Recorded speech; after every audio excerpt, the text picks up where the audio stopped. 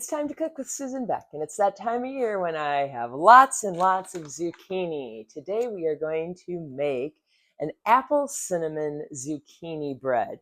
Every July and August, even into September and October, I have tons of zucchini, so I try to post a new recipe for a different type of bread. So be sure to check below in the description for links to other great zucchini bread recipes. Well, I've already, in my food processor, chopped up 2 zucchinis that looked a lot like this. I've got more than I need here. I'm only going to use a cup and a half of zucchini for today's bread. I am also going to be using 1 cup of fresh apples. So I've got an apple that I've put into quarters here, and we're going to go ahead and grate that one right now. This can be grated right in that same food processor because it's all going to go into the same batter. Here we go. Now, I left the skins on my apple and I left the skins on my zucchini. That's kind of a personal preference. They say a lot of the good nutrients are in there, and it sure doesn't hurt a bit.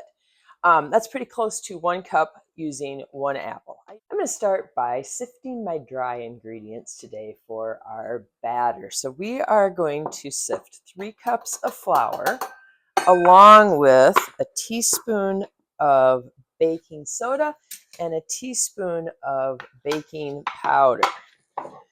Now, the reason I like to sift for this recipe is because of that baking powder. Baking powder has kind of an aluminum taste, and if you don't get any of the clumps broken up, and sometimes with the beater attachment that just doesn't happen, you can get a bite that you're like, ooh, I don't really care for that. And I know my kids always complained when I didn't sift. Again, not really a requirement. Just kind of check that your your baking powder is not all clumpy. Okay, so put that last cup of flour in on top, and we're just going to use this sifter, and it makes everything just really nice and fine. I don't know what there is about sifting, but I kind of find it a little rewarding.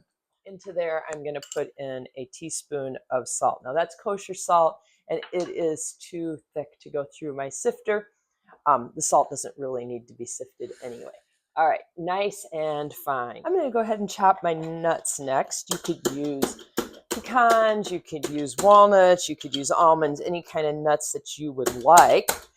I do love pecans, and this little handy Cuisinart Nut Chopper works great. So now we've got our nuts chopped, got our apples ready, our zucchini ready, our dry ingredients ready, and we can start working on that batter.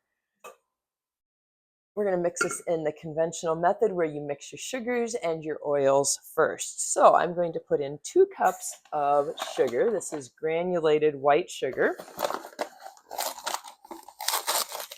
And then almost all recipes call for oil, but my little trick that I love to do is to substitute applesauce for that. A lot of times I will just do that half and half. So this recipe that I originally found called for 1 cup of oil, but I am going to just put in half a cup of oil. And actually you can completely take the oil out and use all applesauce in equal amounts. But my 1 cup of oil, I am going to substitute half of a cup of applesauce and keep half a cup of oil. Either way, between my applesauce and my oil, whatever proportions you want to use, just be sure it totals 1 cup to give us enough liquid. All right, let's go ahead and put this on the mixer. You could beat this by hand as well. There's our sugar, oil, and applesauce. Just like when making cookies, you want to cream that together real well. Then we'll add our eggs, our vanilla, and our cinnamon. We're going to add those eggs. I like to crack them one at a time into some other dish, just in case I get any shell or something. All right, there's 1 egg. Dump that one in. And we'll just get those mixing while we add the others.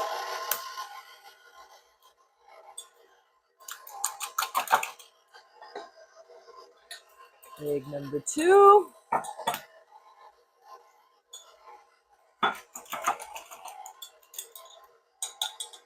And egg number 3. Turn that up a little higher. I'm going to add 3 teaspoons of cinnamon. Remember, this is called apple cinnamon zucchini bread. I happen to have a little cinnamon in the applesauce I used today too. Again, completely optional. I do the cinnamon first, that way when I put my liquid vanilla in, the cinnamon does not stick if I do it second. All right, 3 teaspoons of the vanilla as well. We'll mix that up. We'll slowly add in our dry ingredients. Remember, that was salt, baking soda, baking powder, and 3 cups of flour. This is a quick bread, so we do not want to overmix. We're just going to get most of the flour incorporated. I'm going to stop at that point. The rest will get mixed in as we add our apples, our zucchini, and our nuts.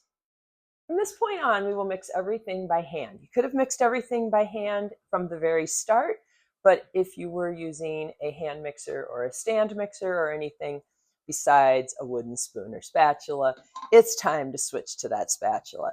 So in goes my cup of apple, and I probably have close to a cup of nuts here. I love nuts in my banana bread and my zucchini bread. All right, in goes 1.5 cups of zucchini. Even closer to 2 is fine. There's so much zucchini there. All right, so I'm doing a technique called folding, where I just flip it over, and I want to get some zucchini, apple, and nuts in every part, but I'm just rolling it over. I'm not beating it hard, and I'm definitely not going to use the mixer, trying to keep this a little bit lighter. I have 2 bread pans here that I am going to grease very well. I want my loaves to come out nicely. We'll put half the batter into each of these pans.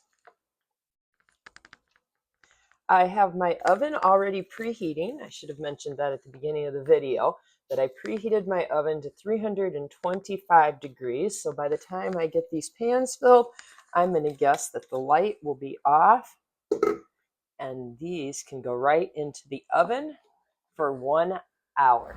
The best way to tell if a quick bread is done is to stick a toothpick in, and if it comes out clean and not doughy, it is ready. That looks pretty good, so we're going to remove this from the oven.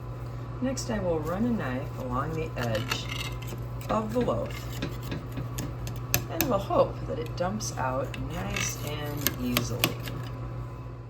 All right, I like to just flip my bread right out onto a wire rack and let that cool. Look at that steam rolling off.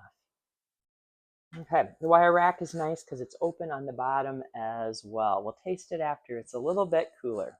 Before we taste that bread, I thought I'd tell you what I do with this extra zucchini. So I have several cups here that I am going to freeze. So if I just put them into a Ziploc and try to remove as much air as possible, or now my husband and I own a sealer, so I just put them into these plastic bags and I'll run it through our sealer, and on there I just label how many cups. I've written zucchini on here and how many cups are in there, and then I usually add the date so that I use the oldest ones first. But you can freeze this. Now when you freeze it, you're going to end up with a lot of moisture, so you're going to want to squeeze out all that excess liquid, but you can make great zucchini bread in the winter if you do this, and it's just another way to put that zucchini to use when you have too many at one time. All right, so I cut some bread here already. The texture is great. I can tell already it's just going to be nice and a moist bread, and that's due to that apple and that zucchini. That fruit has moisture in it, has water in it, and it just makes for a very moist bread. It's nice and sweet. Remember, we replaced the oil with the applesauce, half of it with the applesauce, and so it's a little bit healthier for us. And I love the pecans in it, just adds a little texture to it. So if you're looking for a new way to make some zucchini bread, try an apple cinnamon zucchini bread. Yep. Don't have it on there quite right. Let's try that again. And our apples. Let's go ahead and chop. Oh my, there go all my nuts. All right, in goes 1.5 cups of zucchini. Fire rack